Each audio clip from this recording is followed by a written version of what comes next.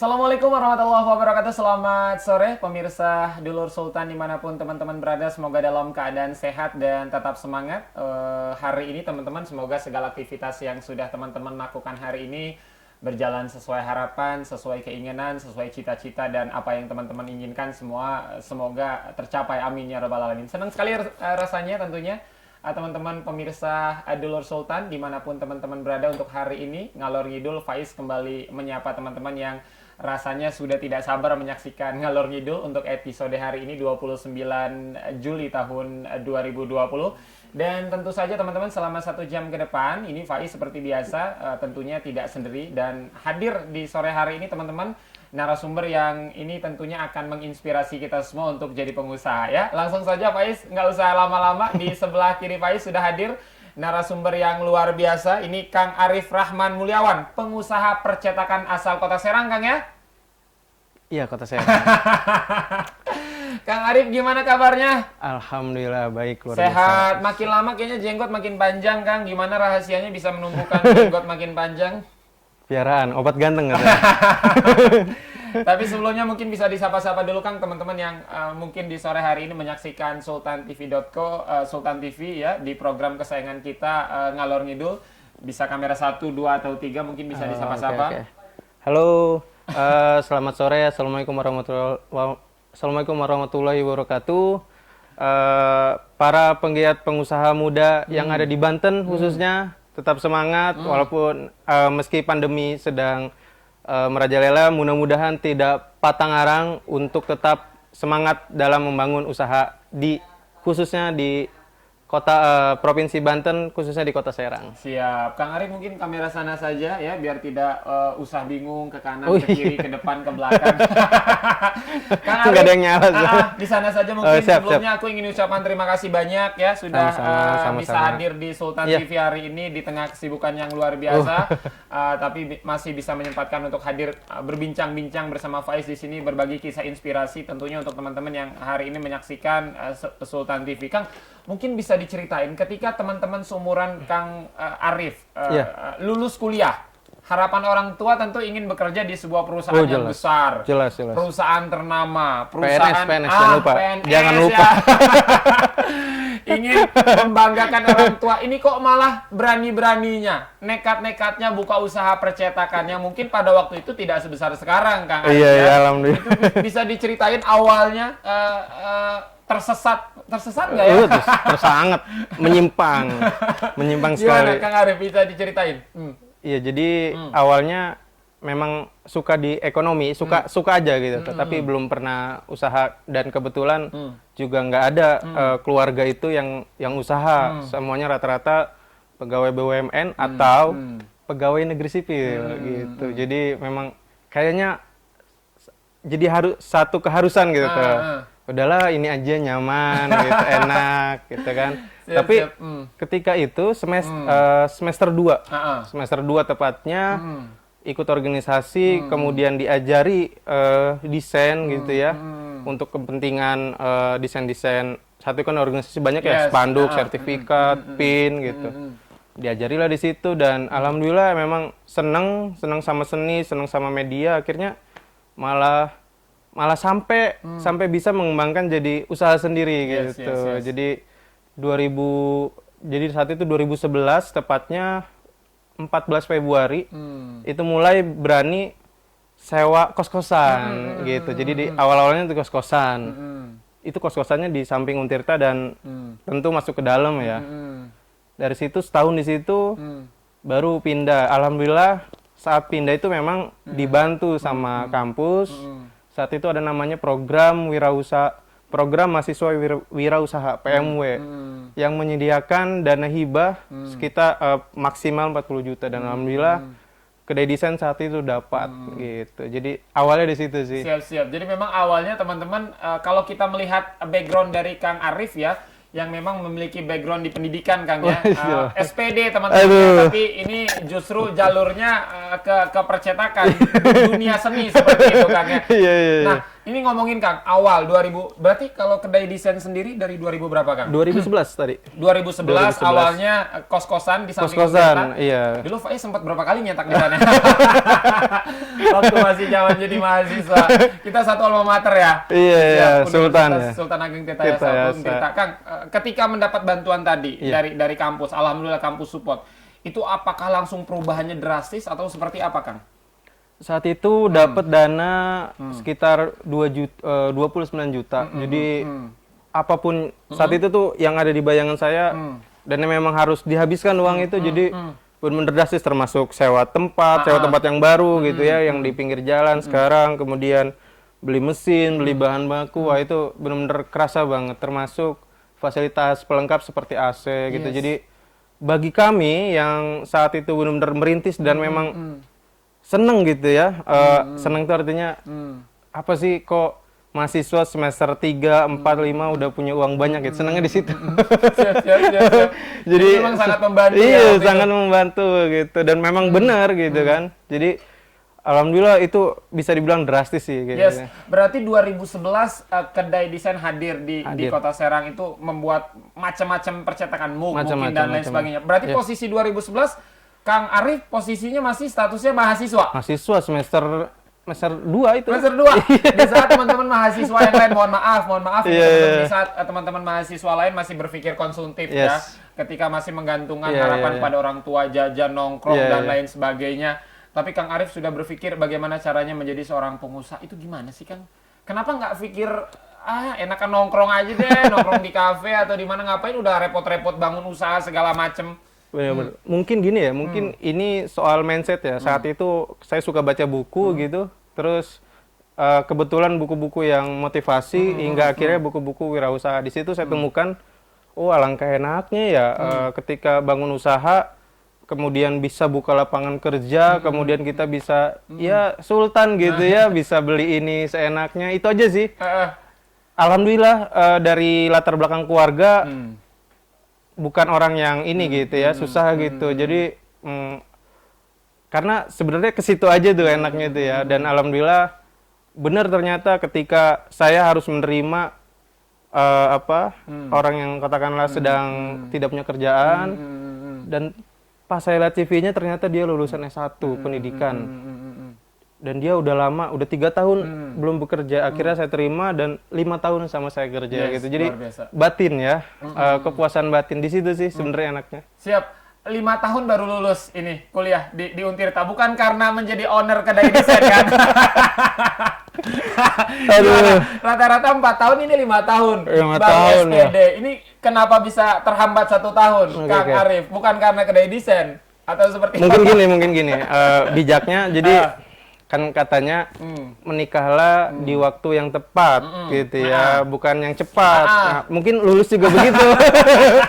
Jadi saat itu saya kebetulan harus suka ngeprintin yang mau wisuda, yang sidang gitu ya.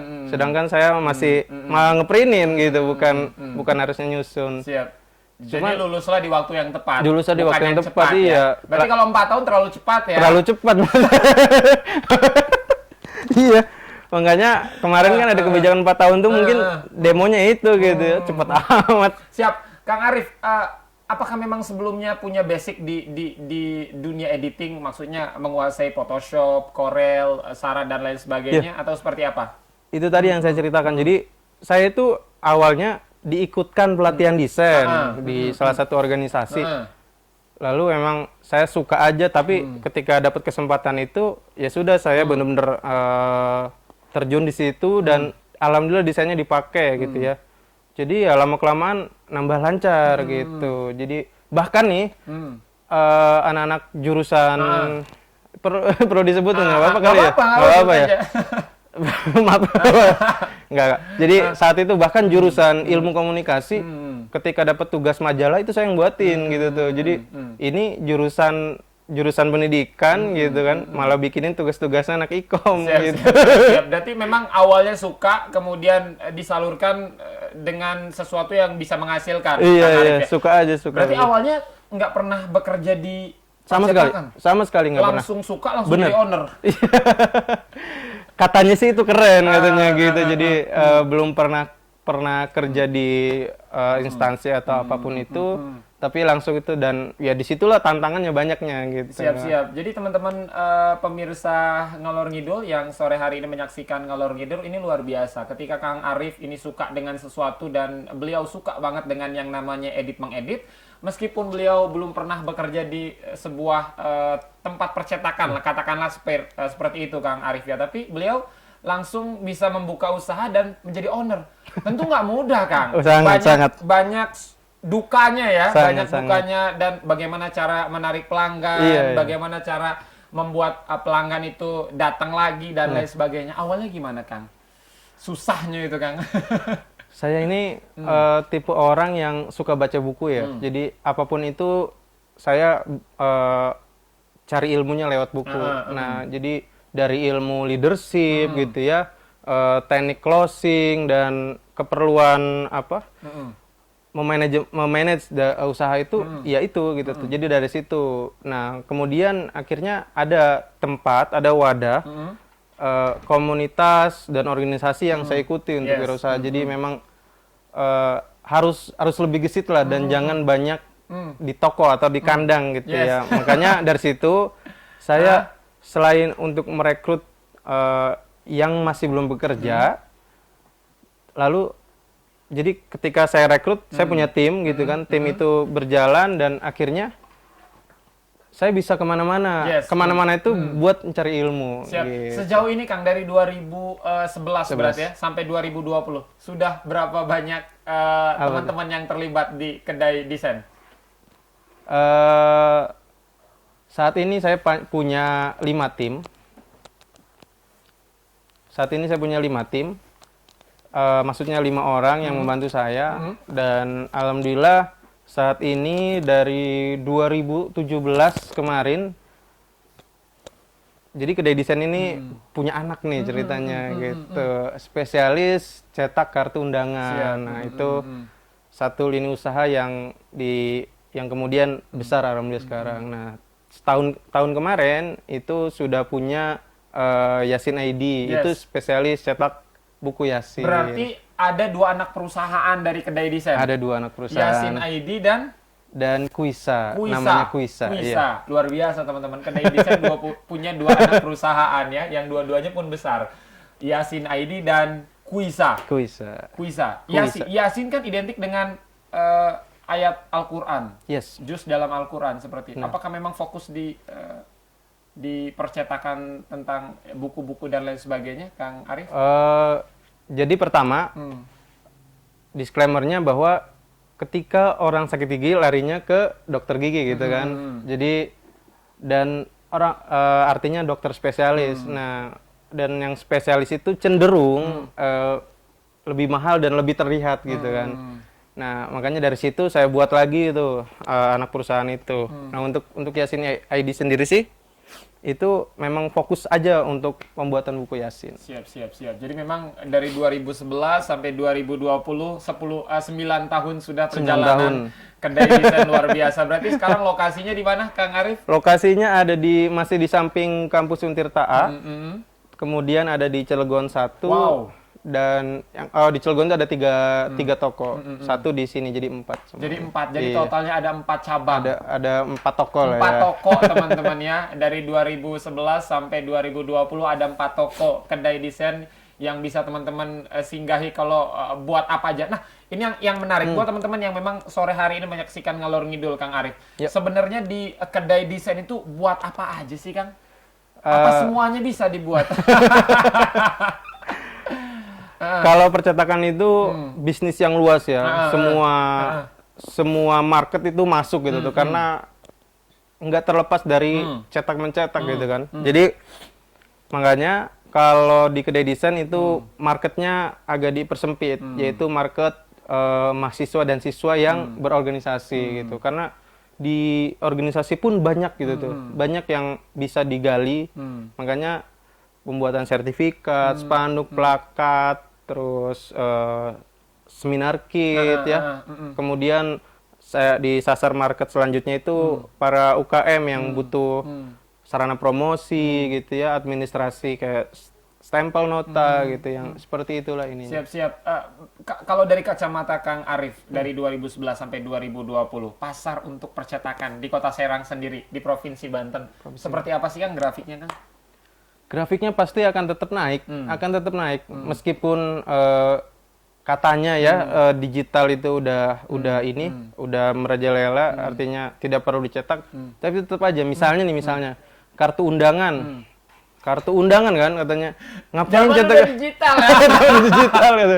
Lebih hemat biasanya. Tapi kan di sisi etika kurang enak gitu ya, jadi makanya tetap harus bikin gitu tuh. Jadi menurut saya fine aja, dan malah semakin banyak sekarang yang masuk di dunia percetakan. Siap. Terutama lulusan maksudnya lulusan kampus gitu ya, yang emang suka di organisasi. Siap. Jadi memang prospeknya kalau di dunia printing, Kang ya, percetakan ini akan terus naik sepertinya. Pasti, tidak peduli zaman digital atau zaman apapun itu, Kang ya. Nah, yang menarik ini teman-teman, ketika berbisnis kan tentu ada kompetitor. Yes. Nah, ini ngomongin kompetitor kedai desain ini siapakah kompetitornya? Teman-teman nanti akan dijawab setelah yang satu ini oleh Kang Arif. Jangan kemana-mana, tetap di Ngalor Ngidul.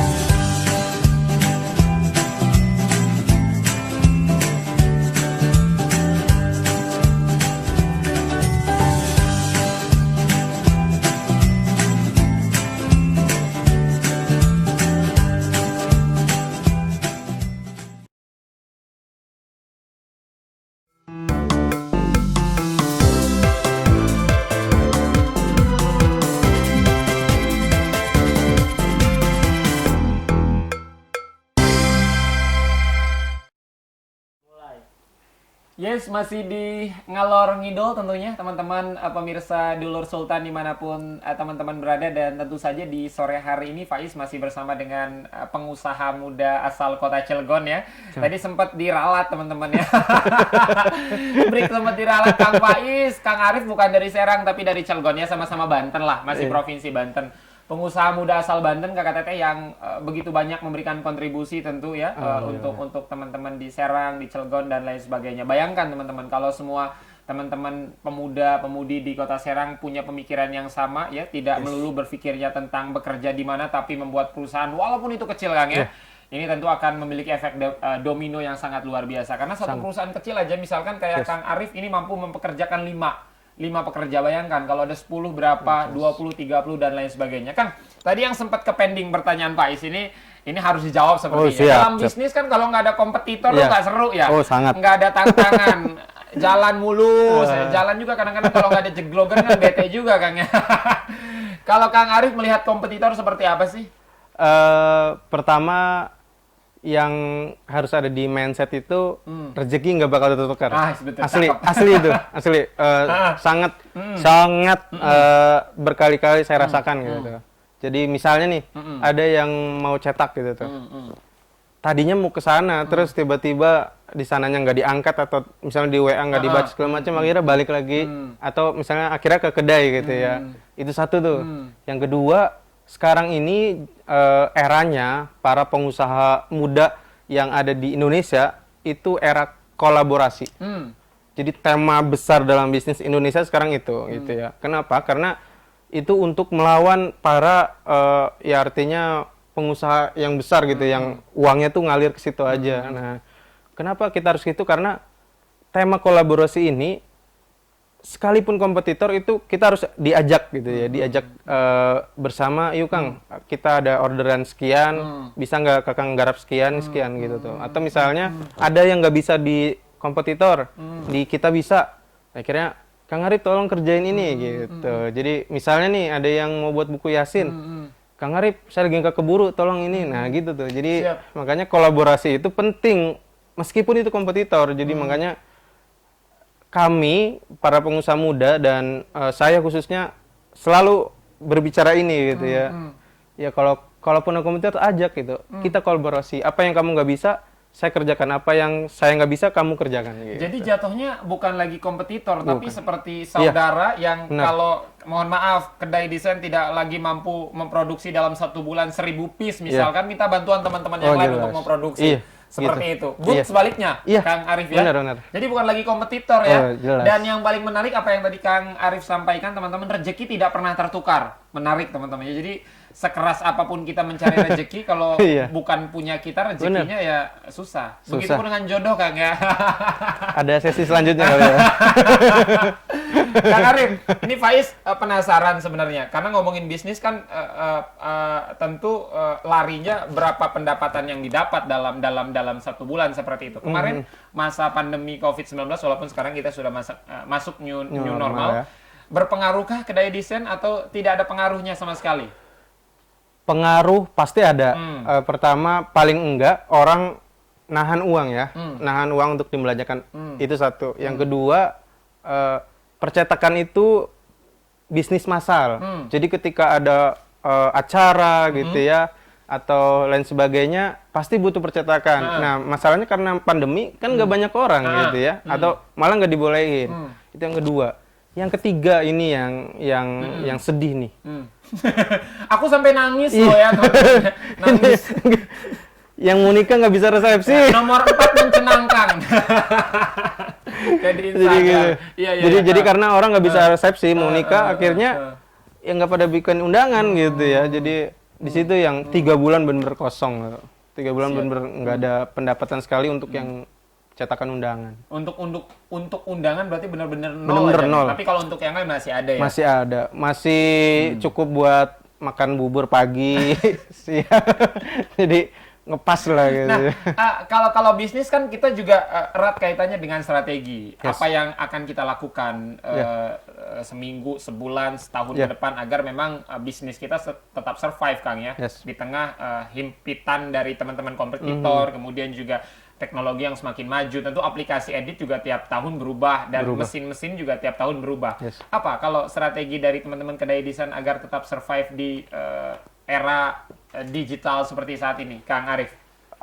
Pertama, kami menganggap semua pelanggan yang sudah bertransaksi di kedai itu sebagai teman, bahkan saudara ya. Jadi semua nomor kontak yang ada di kami itu selalu kami hubungi. Jadi meskipun mereka nggak ngorder atau emang nggak ada apa-apa, tapi ya kami selalu menjaga silaturahmi. Karena memang ternyata benar silaturahmi itu pintu dari rezeki gitu. Jadi nanti misalnya nih Kang Faiz, ih saya mau nikah ya, harus butuh undangan. Akhirnya ngubungin kan gitu. Jadi jadi itu sih strategi yang saya terapkan, sederhana gitu. Tapi alhamdulillah itu menjaga kedai desain dan unit usaha lainnya sampai sekarang survive. Siap, berarti mayoritas pelanggan teman-teman kedai desain ini teman-teman kampus, ya, alumni kampus dan teman-teman dekat Kang Arif. Iya, teman-teman kampus, karena memang kan dulu juga berkecimpung di organisasi ya saat di kampus.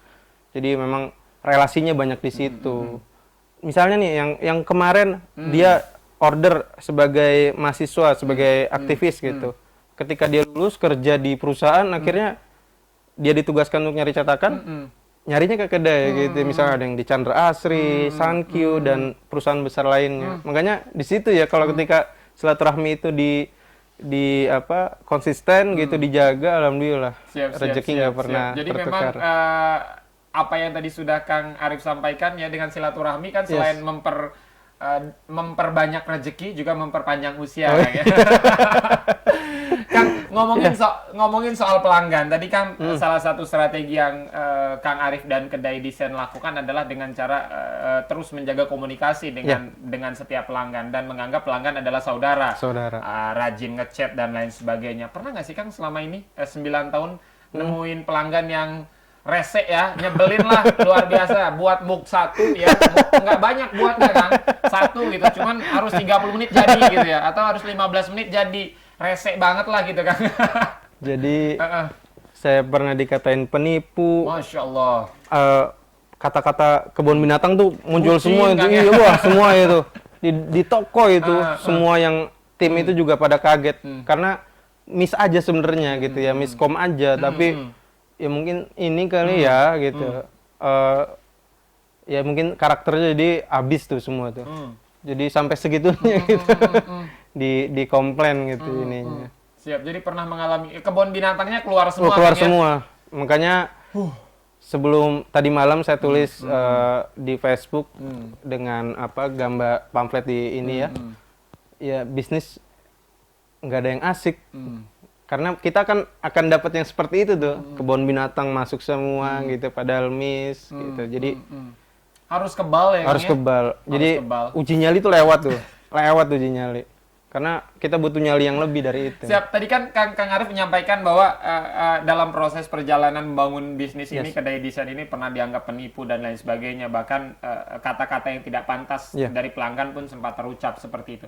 Kalau posisi sebaliknya, Kang Arif selama 9 tahun pernah nggak sih tertipu oleh pelanggan, misalkan DP sekian, tiba-tiba barang udah diambil ya, nggak dilunasin gitu. Sebaliknya Kang Arif. Kalau tertipu, alhamdulillah belum pernah. Alhamdulillah. Artinya dari awal tuh kami sudah punya SOP yang ketika barang mau diambil itu harus dilunasin gitu ya, atau DP 50%. Jadi ketika tidak diambil pun itu dalam posisi yang udah cukup gitu tuh balik modalnya, atau bahkan yang seringnya yang udah dilunasin juga banyak yang belum diambil gitu. Tapi kalau kemalingan pernah. Kalau kemalingan pernah. Berarti kalau kemalingan masuknya bukan ditipu kan ya? Karena keteledoran mungkin. Kejadiannya tahun berapa itu Kang? 2014. Itu setelah saya nikah tuh. Dan semenjak itu diteralis ya pintu-pintu ya. Tahu ya. Iya. Itu habis itu. Tadinya mau buka cabang kedua tuh saat itu. semua udah lengkap, itu komputer segala macam pada habis. Siap. Itu yang pernah mengalami mungkin agak down sedikit Kang ya. Agak down sedikit. Tapi kalau soal tertipu belum pernah. Belum Alhamdulillah, pernah. semoga jangan Kang ya. Iya. Ya mentok-mentok 50% lah ya. 50% pun nggak rugi Kang ya. Iya. Nggak Kang, tahu ya.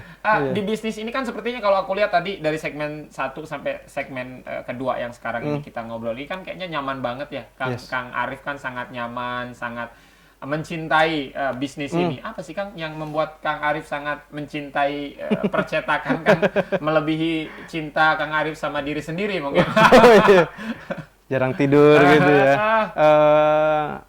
Kepuasannya di mana? Kepuasannya pertama, bisnis itu saya percaya ketika orang baik punya materi yang banyak, dia bisa sedekah lebih besar gitu ya.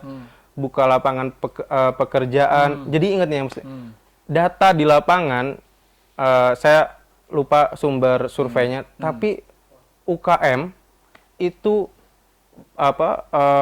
segmen yang paling banyak menyerap tenaga kerja yang di Indonesia, gitu ya. Jadi makanya meskipun kecil, tapi ternyata secara data di Indonesia paling besar menyerap tenaga kerjanya, dan itu suatu kebanggaan gitu. Itu sekali lagi kepuasan batin bagi saya pribadi. Meskipun kecil tapi bisa buat orang kerja gitu yang tadinya nggak kerja. Terus ketika orang butuh bantuan dengan gampangnya gitu tuh. Itu sih yang batin gitu. Makanya kalau spiritualnya nggak dijaga, waduh, apapun itu kayaknya berantakan bisnisnya. Siap. Jadi memang kunci utamanya teman-teman apa yang tadi sempat Kang Arif sampaikan ya, bahwa memang tidak hanya cinta tapi juga harus unsur spiritualnya harus dijaga Kang ya. Karena ketika masalah itu datang, kalau tidak punya spiritual yang bagus biasanya bakal drop Kang ya. Nah, dalam bisnis kan ada yang namanya punya tantangannya masing-masing Kang ya. Bisnis makanan, bisnis kuliner, bisnis travel, bisnis pakaian, ataupun itu punya tantangannya masing-masing. Kalau dari kacamata Kang Arif, tantangan di percetakan seperti apa sih? Di bisnis itu ada yang namanya sistemasi bisnis. Nah, sistemasi bisnis itu jadi tidak harus owner itu tiap hari ada di toko. Jadi toko tuh udah otomatis jalan sendiri dengan sistem yang ada. Nah, yang saya rasain di percetakan itu karena pesanannya custom ya gitu ya. Orang misalnya mau buat buku kan harus tahu dulu tuh ketebalannya berapa gitu ya. Ukurannya berapa, covernya apa, laminasinya apa, dan itu yang sulit gitu. Tantangan yang sulitnya. Saya aja sampai digeleng-gelengin kepala sama senior di percetakan gitu ya. Jadi orang-orang yang lebih dulu di percetakan ketika saya diskusi, Kang, saya mau buat sistem nih Kang, misalnya udah otomatis semua gitu. Tapi ternyata sampai sekarang itu masih jadi tantangan, belum bisa dipecahkan. Akhirnya saya harus selalu ada di toko gitu. Kan beda ya orang yang misalnya jualan atau retail lah ya, barang masuk, tinggal hitung barang keluar kan. Kalau percetakan beda, tinta habis berapa gitu segala macam. Itu yang sulit. Siap. Jadi memang seperti itu Kang. Nah, kalau di kedai desain bisa buat satuan berarti Kang? Bisa saat itu. Saat sekarang ya wayahnya teman-teman ya, sadar diri aja sih ya, udah buatnya nilainya gak gede gitu kan, buat muk doang, minta pengen cepet, 30 menit jadi ya. Berarti sekarang udah nggak ditemuin ya pelanggan gitu. Kalau lagi pepet nggak apa-apa.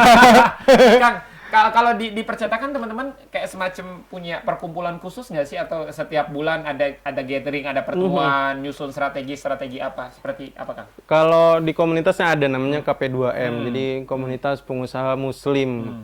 Itu lingkupnya sebanten. Di situ sih sharing via grup aja, grup WhatsApp itu ya. Kalau misalnya ada orderan ini siapa yang bisa ngerjain, atau misalnya ini cara buatnya gimana, itu saling berbagi gitu. Dan yang senior itu selalu support kepada yang masih muda gitu.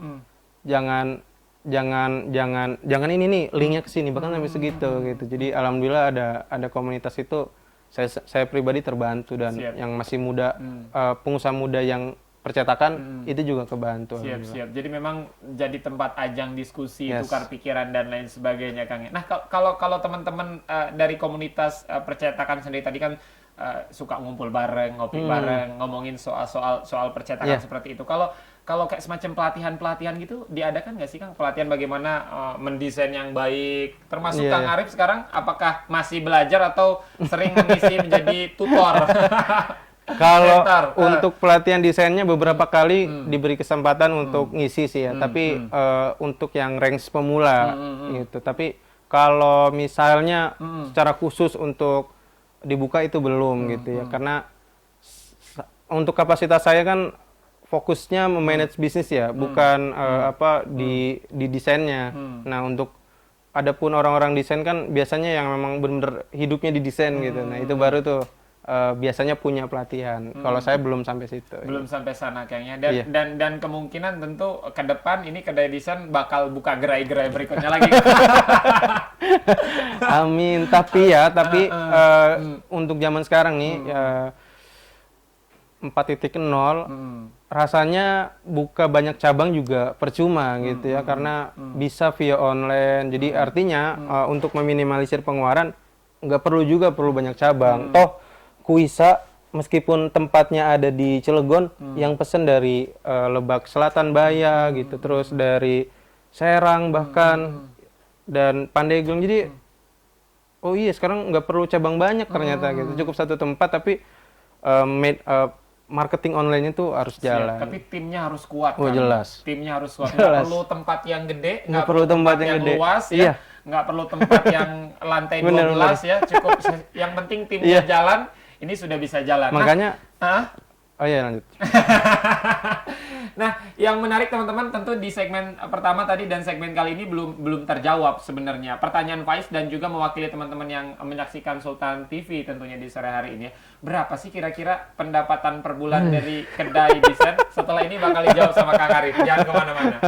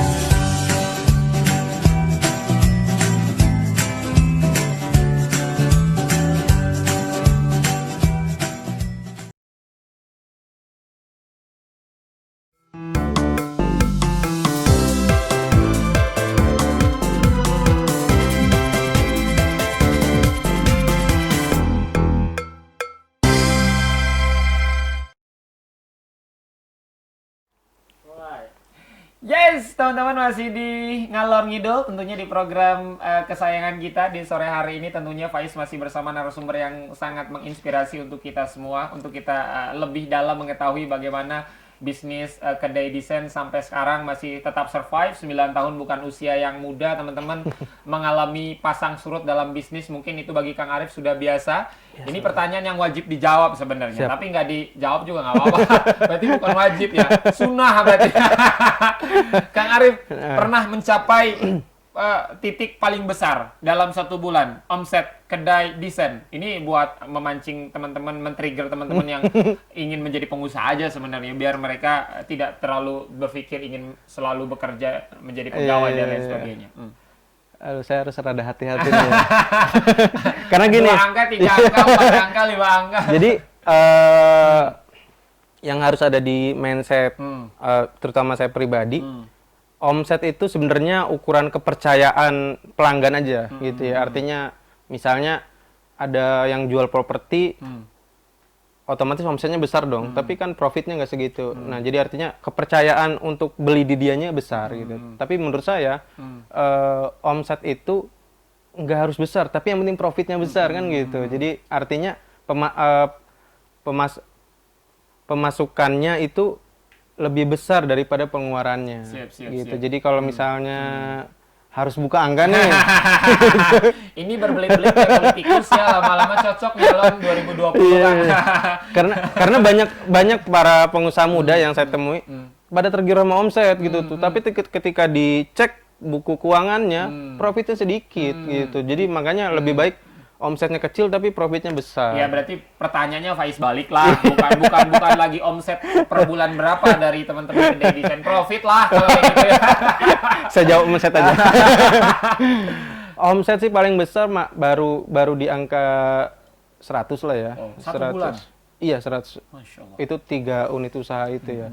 Tapi kan itu jarang lah ya, masih jarang. Jadi kekuatannya belum sampai kayak percetakan besar gitu. Itu sih udah dijawabkan.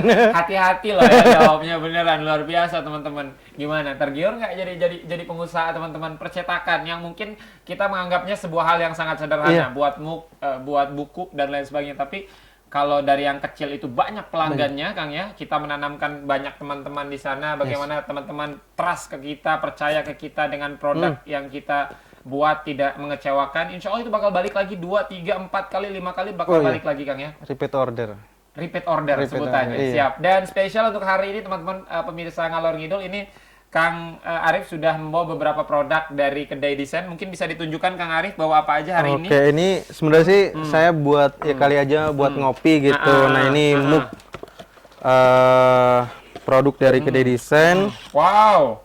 Ini ada Cimit aku taruh bawah. Sultan TV. Luar biasa. Gitu.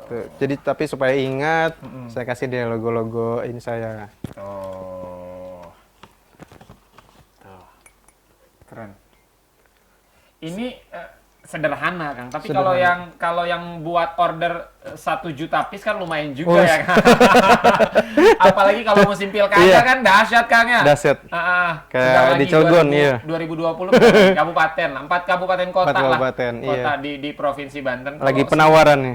Kalau ordernya ke Kang Arif semua kan dahsyat ya. Iya. 2020 2023 Provinsi Banten ya.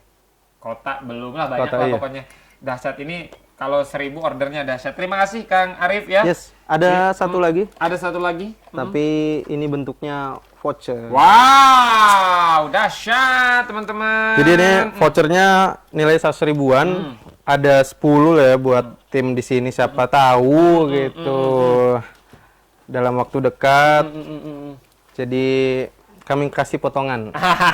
Coba aku pegang. Oh, iya. Nah, jadi spesial untuk teman-teman pemirsa Cimit Ngalor Ngidul ini, Kang Arif hari ini membawa voucher ya. Ini nilainya 50.000 kan? Ada ya? yang 100 ribu. Ada Jadi yang ada 100.000. dua sisi. Oh, 100.000. Dan ini bisa teman-teman dapatkan secara cuma-cuma dan gratis ya untuk pemirsa sultantv.co yang hari ini juga follow all social media sultantv.co. Harus subscribe di YouTube, kemudian juga harus follow di Instagram, Twitter, dan juga Facebook pun dengan Kedai Desain, Kang ya. Pasti. Ini ada masa batas waktunya, Kang? Enggak. Seumur hidup sampai dia nikah. Iya kan? Sampai dia nikah. Misalnya udah dia nikah nih, kasih lagi ke yang lain juga bisa gitu tuh. Jadi itu sih apa ya, bentuk sosial dari kami untuk membantu para yang baru menikah. Gak enak saya mau bilang. Ya siap, ini bisa teman-teman dapatkan, caranya gampang banget teman-teman ya. Cukup follow dan subscribe di channel Sultan TV. Kang Arif, tentu hal-hal seperti ini sering banget Kang Arif dan Kedai Desain lakukan tentu. Tidak hanya bulan ini, bulan kemarin atau bahkan bulan depan.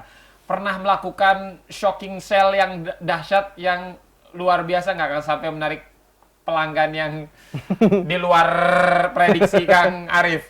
Aku taruh. Kalau percetakan ya itu beda dari produk yang lain. Artinya kan dia buat itu sesuai sama kebutuhan dia gitu. Jadi untuk strategi yang itu belum saya pakai sih, terus terang gitu tuh. Tapi kalau promo yang misalnya beli 2 gratis 1 itu udah gitu, dan alhamdulillah ternyata yang tadinya nggak beli emang jadi beli akhirnya gitu. Gegara promo-promo yang Promo dahsyat itu dari bahkan ada Kedai yang Desain. tadinya nggak mau nikah jadi nikah gitu ada promo itu. Gara promo ya Kang ya.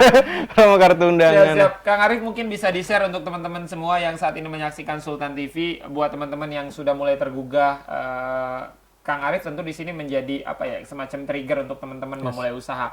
Sebenarnya ketika kita mulai usaha apa sih Kang yang harus pertama kali kita lakukan? Kan banyak teman-teman yang menganggap usaha modal usaha, usaha modal. Apakah memang selalu harus punya modal ketika harus memulai usaha, Kang Arif? Ini materi yang selalu disampaikan para motivator ya, yang juga praktisi bisnis. Misalnya dengkulnya dibayarin 50 juta mau nggak? Tentu nggak mau kan. Nah berarti paling tidak harga dengkul kita 50 juta. Artinya modal yang tidak berupa uang gitu. Dan memang modal juga bukan hanya uang, banyak relasi. Kemudian apa fasilitas yang kita punya, misalnya HP, motor dan lain sebagainya. Jadi saya sih selalu memberikan itu ya ke teman-teman yang baru memulai, bahwa modal itu bukan hanya uang gitu ya. Relasi, terutama relasi deh yang penting. Saya bisa cepat berkembang ini artinya menurut saya cepat loh gitu ya. Tidak punya background bisnis, tidak punya keluarga yang ini di bidang bisnis, tapi bisa berkembang sedemikian cepat. Itu karena saya punya relasi yang banyak di teman-teman organisasi. Jadi akhirnya saat buka bisnis itu berjalan 1-2 tahun, teman-teman dari Aceh gitu ya, dari Kalimantan itu pada pesan order. Siap. Jadi memang modal bukan sesuatu hal yang mutlak Kang ya untuk memulai usaha. Modal uang bukan sesuatu yang mutlak gitu. Siap. Relasi yang paling Relasi penting. yang paling penting. Karena percuma juga teman-teman kalau Faiz analogikan seperti ini, teman-teman punya modal ibarat 100 juta lah katakanlah untuk memulai sebuah bisnis. Apapun itu bisnisnya, kuliner dan lain sebagainya, percetakan. Tapi ketika teman-teman tidak memiliki relasi yang bagus, tidak memiliki hubungan dengan customer, dengan pelanggan, ya tinggal tunggu aja. Sebulan kah, 2 bulan, 3 bulan, ya ujung-ujungnya bakal tutup juga sebenarnya. Tapi kalau kita memiliki relasi yang bagus, walaupun modal awal 10 juta, Kang ya, tidak terlalu banyak ya. Tapi kalau kita punya hubungan yang baik, itu bakal terus berkembang. Karena bakal bercerita tuh ya. Jelas. Teman-teman yang menjadi pelanggan kita. Namanya ya dari mulut ke mulut ya. Saya lupa nama strateginya. Dan yang kedua itu ilmu, karena banyak teman-teman saya juga yang usaha uangnya banyak nih, tapi ternyata relasinya, ilmunya kurang. Akhirnya ya nggak sampai setahun gitu. Dan itu banyak terjadi di lapangan. Siap. Jadi memang yang paling penting adalah relasi dan punya track record yang baik kan ya. Karena bakal akan sangat mengganggu kalau kita track recordnya sudah nggak bagus Kang. Bakal jadi omongan ya. Pasti, karena di bisnis itu ada yang namanya personal branding. Nah, orang akan memandang kita tuh siapa sih? Nah, itu yang harus kita bangun gitu. Saya dari awal membangun personal brandingnya sebagai pengusaha muda yang baik gitu, yang punya track record baik tadi. Jadi alhamdulillah ketika misalnya ada yang ya orang tuanya meninggal butuh buku Yasin, Kang Arif aja gitu. Jadi seperti itu sih ininya. Jadi personal branding tadi yang dibangun. Personal brandingnya juga gitu tuh. Jadi satu sisi personal branding, satu sisi brand dari kedai desain sendiri. Siap. Ini pertanyaan Faiz agak keluar dari tema hari ini Kang, soal bagaimana asiknya menjadi seorang pengusaha percetakan. Pernah kepikiran nggak sih Kang untuk menjadi tenaga pendidik sesuai background? Tenaga pendidik. Balik lagi mungkin setahun lagi lah, coba dijajal, atau 2 tahun lagi, 3 tahun lagi, 4 tahun lagi gitu dijajal. Kepikirankah sejauh ini? Kepikiran ya. Saya harus minta maaf dulu sama dosen-dosen saya di kampus. Pak, mohon maaf nih Pak. Ternyata saya kurang sabaran kalau mendidik anak gitu ya. Jadi saya kalaupun emang terjun ke dunia pendidikan, saya yang bikin sekolah aja deh Pak. Gitu. Yes. Bukan jadi tenaga pendidik. Bukan dari tenaga pendidik. Gitu. Kalaupun misalnya harus mengajar, itu yang sifatnya kondisi non formal ya ininya, seperti itu aja. Siap. Terfikirkan untuk menjadi tenaga pendidik, tapi bukan tenaga pendidik yang mainstream kan ya? Yang pagi sore, pagi pulang sore, atau pagi pulang siang. Malam lanjut lagi gitu. Banyak tuh yang kayak gitu tuh. Kang, ini pertanyaan dari Faiz lagi di luar tema kita hari ini. Sempat menyesal berarti Kang masuk pendidikan atau tidak sama sekali? Menyesal itu karena harus minta maaf sama orang tua gitu ya, bahwa memutuskan untuk tidak sesuai dengan jalurnya atau bahkan yang mungkin orang tua itu mau gitu ya. Jadi pegawai negeri sipil gitu. Jadi itu aja sih ininya. Kemudian saya juga ketika punya istri dan saya meminta istri udah usaha aja ya gitu ya, nggak usah ini. Itu saya juga akhirnya minta maaf ke mertua gitu ya, karena istri juga backgroundnya pendidikan. Terus kalau misalnya menyesal masuk jurusannya, itu saya pernah baca buku yang ya sudah, ketika misalnya jurusan kamu ini tidak sesuai, maka jadikanlah jurusan itu sebagai batu loncatan gitu. Nah, kebetulan di bahasa itu, di pendidikan bahasa Indonesia itu kita belajar 4 aspek bahasa, dari mulai menyimak, berbicara, menulis,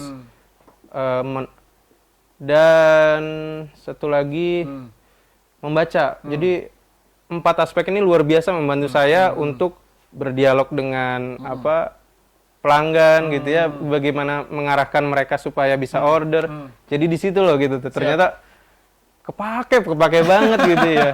Iya. Itu sih. Berarti ada faktorkah 5 tahun karena beda jurusan? Bukan karena kedai desain tapi karena salah jurusan. Salah jurusan. Dan banyak gitu di kampus.